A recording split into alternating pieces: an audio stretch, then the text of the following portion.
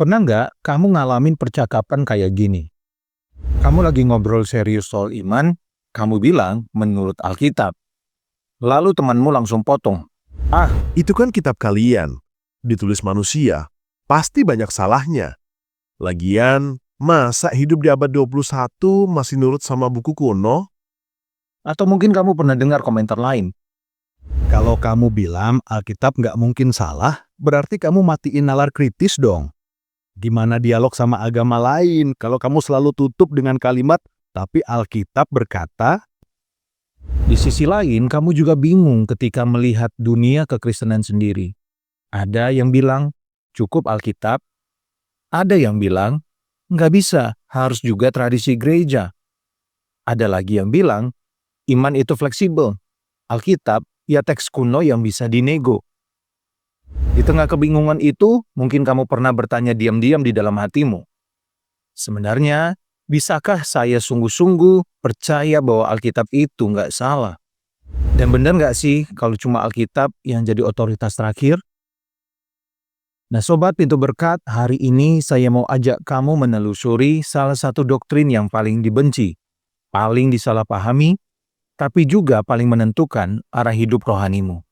Ineransi atau infalibilitas Alkitab dan sola scriptura. Di awal mungkin terdengar sangat ekstrim, tapi di akhir video ini, kamu akan lihat bahwa ini bukan cuma soal debat teologis.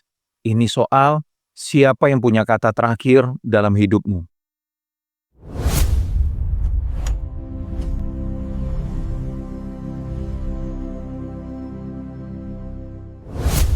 Sebelum kita masuk ke definisi yang rumit-rumit, kita perlu jujur dulu. Kenapa sih doktrin ini dibenci? Kenapa banyak orang, bahkan dari kalangan Kristen sendiri, merasa alergi kalau dengar kalimat, Alkitab nggak mungkin salah, hanya kitab suci, otoritas tertinggi. Karena kalau itu benar, berarti banyak hal di dalam hidup kita ini harus rela dikoreksi. Dan disinilah ceritanya menjadi tegang. Nah Sobat, kita mulai dari sini dulu. Pertama, kenapa satu buku bisa terasa mengancam? Bayangin, kamu lagi diskusi di sebuah meja bundar ide. Ada opini dari psikolog favoritmu. Ada kutipan dari motivator terkenal. Ada tradisi keluarga. Ada nilai budaya. Ada juga ayat Alkitab. Lalu seseorang berkata, "Oke, semua suara boleh didengar, tapi ayat Alkitab punya hak veto. Kalau semua beda, firman Tuhan yang menang." Kedengarannya fanatik. Tapi justru di titik ini banyak orang mulai tidak nyaman. Karena kalau Alkitab tidak salah, tidak bisa dibatalkan, dan punya otoritas terakhir, berarti ada hal-hal yang nggak bisa kita negosiasikan hanya demi kenyamanan. Nggak bisa kita sesuaikan hanya demi zaman. Disinilah kenapa doktrin ini dibenci. Agama lain punya kitab suci dan tradisi sendiri. Klaim Alkitab satu-satunya standar terdengar arogan. Sebagian teolog dan akademisi kritis merasa, kalau kamu bilang Alkitab nggak mungkin salah, kamu menutup pintu kritik ilmiah. Sebagian gereja yang lebih liberal merasa, Alkitab harus dibaca ulang sesuai perkembangan zaman, nggak bisa dipegang mentah-mentah seperti dulu. Bahkan ada yang menuduh, ini cara gereja memanipulasi umat. Semua dibereskan dengan kalimat firman Tuhan berkata. Tapi sobat, di balik semua tuduhan itu, ada satu pertanyaan yang jauh lebih penting. Kalau bukan firman Tuhan yang punya hak terakhir, siapa yang punya? Perasaanmu? Mayoritas suara? Tradisi tertentu? Atau arus opini dunia? Nanti kita akan lihat bahwa ketika firman Tuhan bukan otoritas terakhir, selalu ada sesuatu yang lain diam-diam duduk di tahta itu. Tapi sebelum ke sana kita mesti jelas dulu, sebenarnya apa sih maksudnya Alkitab tidak salah?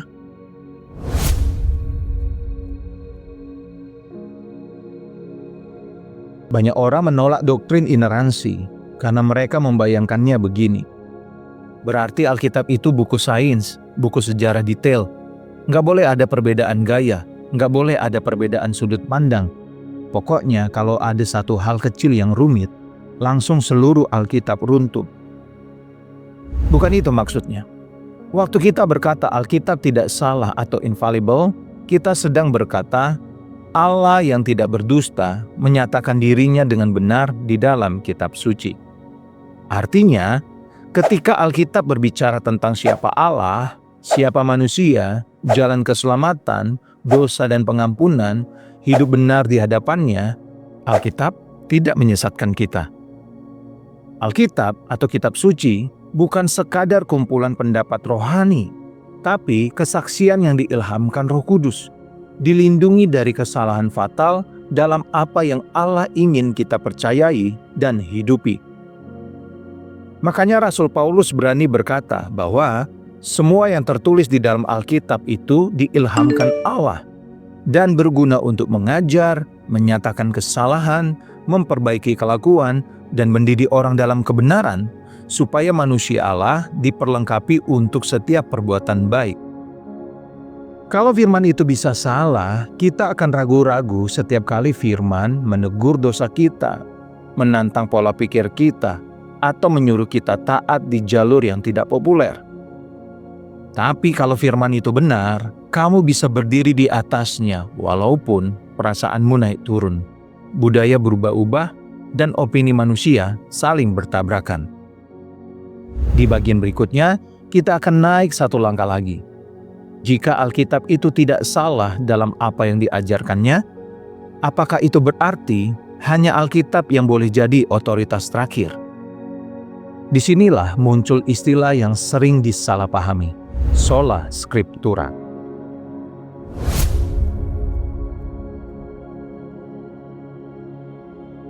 Kalau kamu dengar sola scriptura, mungkin bayangannya langsung ekstrim.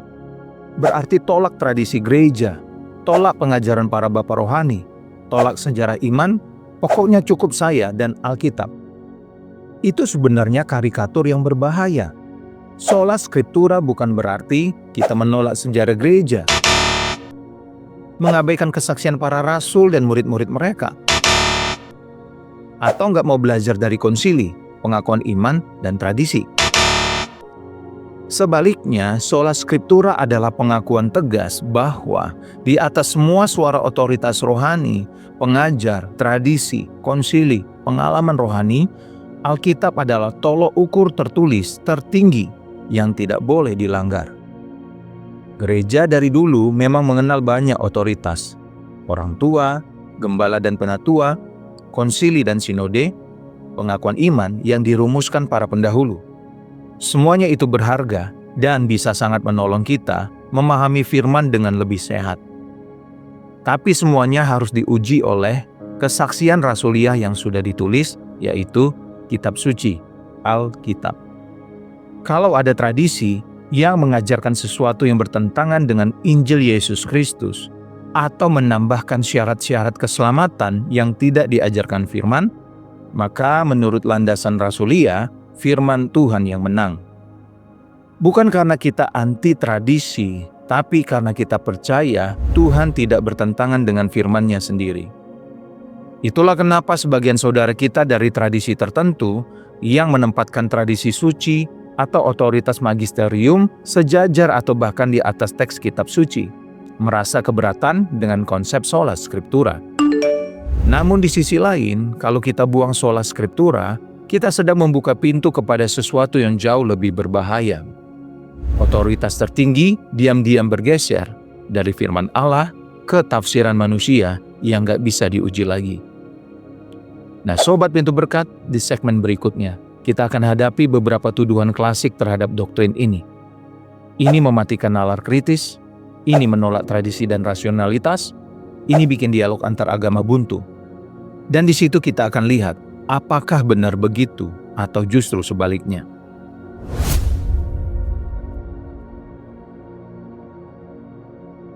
Mari kita semua jujur.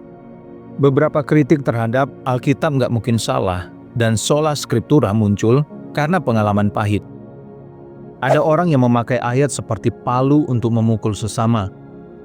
Ada gereja yang pakai kalimat firman Tuhan berkata untuk menutup semua pertanyaan yang jujur. Ada pemimpin yang anti diskusi, anti koreksi, tapi mengklaim pegang kebenaran mutlak. Kalau itu yang kamu lihat, wajar kalau kamu enek dengan semua istilah ini. Tapi penyalahgunaan otoritas tidak membatalkan kebenaran otoritas itu sendiri. Mari kita lihat satu persatu tuduhan itu. Pertama, Alkitab nggak mungkin salah sama dengan matiin nalar kritis. Nah, justru sebaliknya. Kalau kita percaya Alkitab berasal dari Allah yang benar, kita harus belajar dengan sungguh-sungguh konteksnya. Pakai akal budi yang diperbaharui, gali bahasa, latar sejarah, dan rendah hati ketika menghadapi bagian-bagian yang sukar. Ineransi tidak berarti saya boleh malas berpikir, pokoknya semua sudah jelas. Ineransi berarti, karena ini firman Allah, saya nggak boleh seenaknya menuduh firman salah, hanya karena saya yang belum mengerti.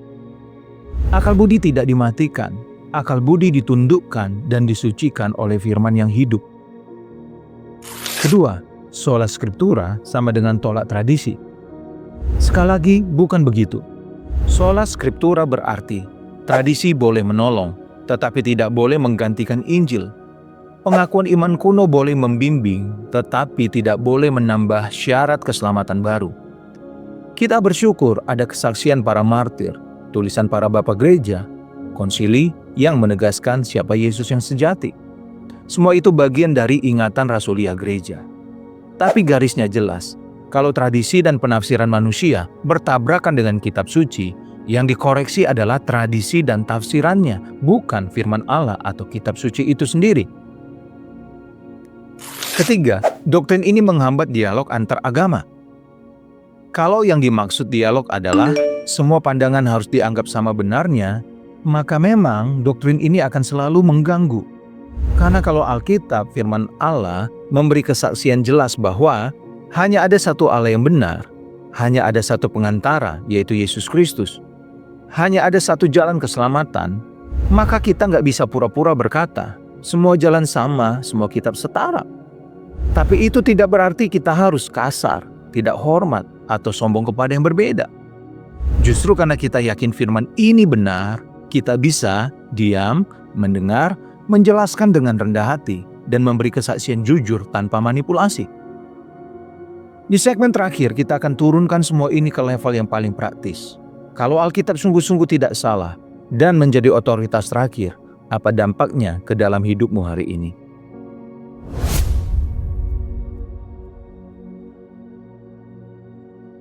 Mari kita tutup dengan kembali bertanya ke dalam hati kita sendiri. Kalau kamu jujur hari ini, siapa yang punya kata terakhir dalam hidupmu? Perasaanmu? Aku ngerasa ini nggak salah, jadi ya jalanin aja. Tekanan lingkungan? Teman-teman semua begini kok, masa aku sendiri yang beda? Budaya dan tren? Sekarang zamannya sudah berubah, nggak mungkin lagi pegang ajaran seperti itu. Atau ada suara lain yang kamu taruh setara dengan firman, guru, tokoh rohani, tradisi keluarga, pengalaman pribadi. Doktrin ini, Alkitab tidak salah dan sola scriptura, pada akhirnya bukan sekadar teori. Ini adalah undangan dan sekaligus konfrontasi. Yang pertama, undangan untuk berdiri di tanah yang kokoh. Di dunia yang penuh suara dan kebingungan, kamu boleh punya satu fondasi yang gak goyah, firman Allah yang hidup. Kedua, konfrontasi terhadap tahta-tahta lain di hati kita. Kalau firman Allah berkata sesuatu yang bertabrakan dengan keinginan terdalammu, opinimu atau tradisimu, siapa yang kamu biarkan menang? Bayangin hidup yang seperti ini. Kamu tetap boleh memakai akal, tetap boleh menghargai tradisi iman yang sehat, tetap boleh belajar dari ilmu pengetahuan, tetap bisa berdialog dengan orang dari iman lain. Tapi pada akhirnya kamu berkata, Tuhan, kalau semua suara berbeda, aku mau tunduk pada firman-Mu. Engkaulah yang punya kata terakhir. Itu bukan fanatisme buta. Itu adalah ketaatan kasih kepada Allah yang sudah lebih dulu mengasihimu dan menyatakan dirinya melalui firman. Dan justru disitulah paradoksnya. Doktrin yang paling dibenci ini bisa menjadi sumber damai ketika dunia penuh kebingungan. Nah, Sobat Pintu Berkat, saya mau ajak kamu sebentar untuk berhenti dan bertanya. Bagian mana dari firman Tuhan yang selama ini kamu tahu, tapi kamu tahan untuk taati karena bertabrakan dengan keinginanmu? Di area mana kamu lebih percaya, tapi aku ngerasa ini dan itu, daripada Tuhan berkata ini dan itu? Apakah ada tradisi di keluarga atau lingkunganmu yang selama ini kamu jalani otomatis, padahal kalau ditaruh di bawah terang firman, perlu dikoreksi? Kalau kamu berani jujur, itu mungkin awal dari langkah pemulihan. Silakan tuliskan pemikiran dan perenunganmu di kolom komentar ya. Mari kita tutup dengan doa singkat. Bapa, terima kasih karena Engkau tidak membiarkan kami berjalan dalam gelap, tetapi Engkau memberi kami firman yang hidup. Ampuni kami ketika kami lebih memilih mendengarkan suara lain daripada suara-Mu. Ajari kami memakai akal budi kami dengan rendah hati, menghargai tradisi yang sehat, dan tetap menempatkan kitab suci sebagai otoritas tertinggi dalam hidup kami. Roh Kudus, bukalah mata hati kami, supaya kami bukan hanya mengerti firman, tetapi juga berani taat. Dalam nama Yesus Kristus penebus kami berdoa. Amin. Di episode berikutnya dari seri The Most Hate Christian Doctrine, kita akan masuk ke satu topik lain yang juga sering bikin orang alergi. Ketika Tuhan berkata tidak pada keinginan kita dan menuntut ketaatan yang kelihatannya keras. Kita akan lihat kenapa tuntutan Allah yang kelihatan berat justru menyelamatkan kita dari perbudakan yang lebih dalam. Kalau kamu nggak mau ketinggalan, boleh klik subscribe, aktifkan loncengnya, dan bagikan video ini ke teman-temanmu yang lagi bergumul soal benar nggak sih Alkitab masih relevan buat zaman sekarang? Nah sobat, sampai jumpa di episode berikutnya ya. Tuhan Yesus memberkati, dibebaskan oleh firman, dikuatkan oleh kebenaran.